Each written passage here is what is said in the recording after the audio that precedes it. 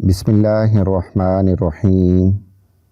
ایک شخص ہر روز رات کی تنہائی میں اللہ تعالیٰ کی عبادت میں مصروف رہتا تھا۔ وہ یہ کام کئی برسوں سے جاری رکھے ہوئے تھا۔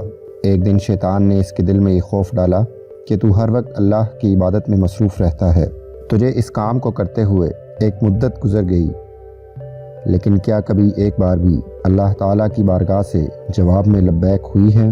تو کتنی عاجزی اور انکساری سے اللہ کو پکارتا ہے۔ اس سوچ نے اس شخص کے دل میں خوف پیدا کر دیا اور وہ رات کو سو گیا۔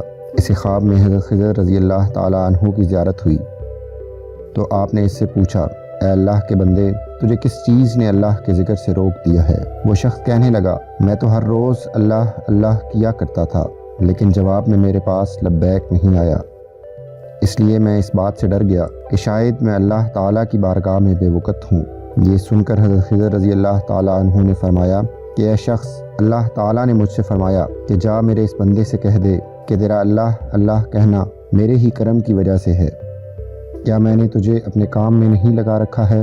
میں تجھے بھولا نہیں ہوں، نہ ہی تجھے نظر انداز کیا ہے۔ تیری ہر پکار پر میں تجھے ہزاروں بار لبیک کہتا ہوں۔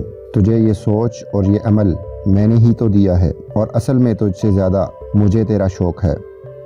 اس شخص نے یہ خواب دیکھا تو ہڑبڑا کر اٹھ بیٹھا، اپنے دل سے توبہ کی اور پھر سے اللہ تعالیٰ کے ذکر میں مشغول ہو گیا۔